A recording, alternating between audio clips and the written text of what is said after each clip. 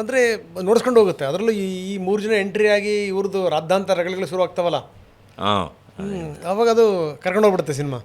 ಅಂದರೆ ಏನಂದರೆ ಸ್ಟಾರ್ಟಿಂಗು ಅಂದರೆ ಅಷ್ಟೂ ಪಾತ್ರಗಳನ್ನ ಸೆಟ್ ಮಾಡಬೇಕಲ್ಲ, ಹಂಗಾಗಿ ಸ್ಟಾರ್ಟಿಂಗ್ ಒಂಚೂರು ನಿಮಗೆ ನಗು ಶುರುವಾಗೋದು ಸ್ವಲ್ಪ ಲೇಟ್ ಆಗುತ್ತೆ. ಯಾಕೆಂದರೆ ನೀವು ಸೆಕೆಂಡ್ ಹಾಫ್ ಎಲ್ಲ ಅಷ್ಟು ಎಂಜಾಯ್ ಮಾಡಬೇಕು ಅಂದರೆ ಸ್ಟಾರ್ಟಿಂಗು ಅದೆಲ್ಲದನ್ನು ಸೆಟ್ ಮಾಡಬೇಕು, ಎಲ್ಲ ಪಾತ್ರಗಳು ಇದು ಎಲ್ಲದು. ಅದು ಕರೆಕ್ಟ್. ನೀವು ಏನಂದರೆ ಆರಂಭದಲ್ಲಿ ನೀವು ಬಂದು ಹೋಗ್ತಿರಲ್ಲ, ಒಂದು ಸ್ವಲ್ಪ ಬಂದು ಹೋಗಾದ್ಮೇಲೆ ಆಮೇಲೆ ನೀವು ಪತ್ತೆ ಇಲ್ಲ. ಆಮೇಲೆ ಕೊನೆಗೆ ನನ್ನ ವೈಫ್ ಪಕ್ಕದಲ್ಲಿ ಕೇಳಿದ್ರು, ಧನಂಜಯ್ ಅವರು ಸುಮ್ಮನೆ ಜಸ್ಟ್ ಕಾಣಿಸ್ಕೊಂಡು ಹೋಗಿರೋದ ಅಂತೇಳಿ ಅಂತ. ಇಲ್ಲ ಆಮೇಲೆ ಮತ್ತೆ ಎಂಟ್ರಿ ಕೊಡೋದು. ಅಂದರೆ ಯಾರಿಗೂ ಕೂಡ ಅನ್ಯಾಯ ಆಗದಂಗೆ ಎಲ್ಲ ಪಾತ್ರಗಳನ್ನು ಕೂಡ ಸಮರ್ಪಕವಾಗಿ ಬಳಸ್ಕೊಂಡಿರೋದಿದೆಯಲ್ಲ, ಅದೇ ಇದ್ರ ಹೆಗ್ಗಳಿಕೆ. ಇಲ್ಲ ಸರ್, ಅಂದರೆ ಒಂದೊಂದು ಸ್ಕ್ರಿಪ್ಟ್ಗಳು ಒಂದೊಂದು ಥರದ್ದು ಕೇಳುತ್ತೆ. ಇವಾಗ ಪೂರ್ತಿ ನಾನೇ ಇರೋವಂಥ ಸಿನಿಮಾಗಳು ಬೇರೆ, ಅದು ನಾನು ಮಾಡ್ತಾನೇ ಇರ್ತೀನಿ.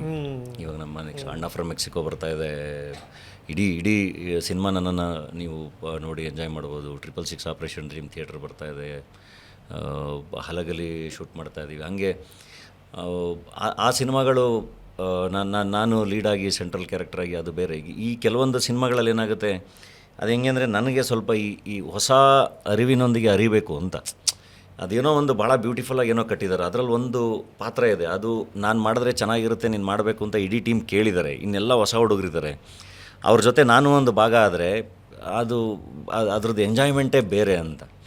ಸೊ ಆ ಎಕ್ಸ್ಪೀರಿಯನ್ಸೇ ಬೇರೆ. ಪ್ರತಿ ಸರಿ ನಾನು ಅಂತಲೇ ಮಾಡೋಕ್ಕಾಗಲ್ಲ. ನಿಮಗೆ ಆ ಸಿನಿಮಾದಲ್ಲಿ ನೋಡಿ, ಈಗ ಎಲ್ಲರೂ ಗ್ಯಾಂಗ್ಸ್ಟರ್ಸು ಇವರು ಇಷ್ಟೋ ಸ್ಟುಪಿಡ್ ಗ್ಯಾಂಗ್ಸ್ಟರ್ಗಳು ಹಿಂಗೆಲ್ಲ ಅನ್ನಿಸ್ತಿರ್ತಾರೆ. ಬೈ ದ ಎಂಡ್ ಎಲ್ಲರೂ ಮಕ್ಕಳು ಅನ್ಸ್ಬಿಡ್ತಾರೆ. ನಿಮಗೆ ಎಲ್ಲ ಕೈ ಕಟ್ಕೊಂಡು ನೋಡ್ಬಿಟ್ರೆ ಟೀಚರ್ ಎಲ್ಲ ಮಕ್ಕಳು ಅನ್ಸ್ಬಿಡ್ತಾರೆ. ಸೊ ಕೆಲವೊಂದು ಸರಿ ಈ ಹೊಸ ಇದ್ರ ಜೊತೆ ಒಂದು ಭಾಗ ಆಗೋದಿದೆಯಲ್ಲ, ಅದು ನಮ್ಗೆ ಇನ್ನೇನೋ ಕಲಿಸುತ್ತೆ, ಇನ್ನೇನೋ ಫ್ರೆಶ್ನೆಸ್ ತುಂಬುತ್ತೆ, ಇನ್ನೇನೋ ಎನರ್ಜಿ ಕೊಡುತ್ತೆ. ಸೊ ಹಂಗಾಗಿ ಆ ಥರದ್ದು ಒಂದೊಂದು ಪ್ರಯತ್ನನೂ ಮಾಡ್ತಾ ಇರ್ತೀನಿ. ಎಲ್ಲೆಲ್ಲೋ ಕನೆಕ್ಟ್ ಆಗಿಬಿಟ್ಟೆ ನಾನು ನೆನ್ನೆ ಸಿನಿಮಾ ನೋಡ್ಬೇಕಾರೆ. ಒಂದು ಮಾಸ್ಟರ್ ಹಿರಣ್ಯನವ್ರದ್ದು ಒಂದು ಭಾಳ ಪಶ್ಚಾತ್ತಾಪ ಅಂತ ಒಂದು ನಾಟಕ ಇದೆ, ಭಾಳ ಹಿಂದಿಂದು. ಅದ್ರದ್ದು ಅಷ್ಟೇ, ಇಬ್ಬರು ಕಳ್ರೆ, ಅದರಲ್ಲೊಬ್ಬ ಕಳ್ತಾನ ಅಂದ್ರೆ ಬೇಡಪ್ಪ ಅವೆಲ್ಲ ಪಾಪ ಬರುತ್ತೆ, ನಾವು ಚೇಂಜ್ ಆಗೋಣ ಅಂತ ಹೇಳಿದ್ರೆ, ಅಲ್ಲೂ ಕೂಡ 3 ಜನರಲ್ಲಿ ಅದೇ ಇರುತ್ತೆ. ಒಂದು ಹಂತದಲ್ಲಿ ಇವ್ನು ಚೇಂಜ್ ಆಗಬೇಕು ಅಂತಾನೆ, ಇನ್ನೊಂದು ಹಂತದಲ್ಲಿ ಅವ್ನು ಚೇಂಜ್ ಆಗಬೇಕು ಅಂತಾನೆ, ಅವರಿಬ್ಬರು ಇವ್ನು ಸೇರಿಸ್ತಾನೆ, ಇವ್ನು ಚೇಂಜ್ ಆಗಬೇಕು ಅಂತಾನೆ, ಅವ್ರು ಎಳಿತಾರೆ.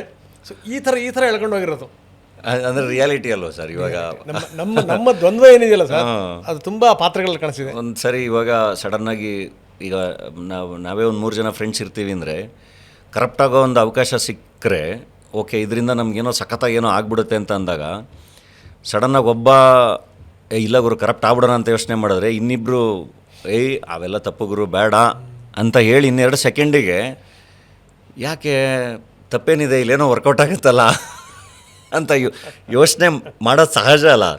ಅದಾದಮೇಲೆ ಅವ್ರವ್ರ ಆತ್ಮಸಾಕ್ಷಿಗೆ ಬಿಟ್ಟಿರೋದು, ಅದನ್ನು ಮಾಡ್ತಾರೋ ಇಲ್ವೋ ಅಂತ. ಬಟ್ ಥಾಟ್ಸ್ ಏನೇನೆಲ್ಲ ಬರೋಕ್ಕೆ ಸಾಧ್ಯ ಇದೆಯಲ್ಲ, ಅದನ್ನೆಲ್ಲ ಬಹಳ ಚೆನ್ನಾಗಿ ಸ್ಕ್ರಿಪ್ಟಲ್ಲಿ ಹಾಕಿದ್ದಾರೆ. ಆಮೇಲೆ ಈ ಕಥೆಯಲ್ಲಿ ಬರುವಂಥ ತಿರುವುಗಳಿದೆಯಲ್ಲ ಸರ್, ಅವನು ಸಾಮಾನ್ಯವಾಗಿ ಈ ಮಲಯಾಳಂ ಸಿನಿಮಾಗಳಲ್ಲಿ ನೋಡ್ತೀವಿ ನಾವು, ಹಿಂಗೆ ಟರ್ನಾಗಿ ಹಿಂಗೆ ಆಗ್ಬಿಡುತ್ತೆ. ಇವ್ರಿಗೆ ಏನೂ ಇರಲ್ಲ, ದುಡ್ಡು ಸಿಗುತ್ತೆ, ದುಡ್ಡು ಸಿಕ್ಕ ಮೇಲೆ ಬೇಡ ಅಂತ ಮತ್ತೆ ಇವರೆಲ್ಲ ತಗೊಂಡಾದ್ಮೇಲೆ ಆಮೇಲೆ ಸಿಕ್ಕಕ್ಕ ಇಲ್ಲ ಸರ್, ನಮ್ಗೆ ಅದು ಸಿಕ್ಕಿಬೀಳುತ್ತೆ. ದುರಂತ ಅಂದ್ರೆ ಅದು.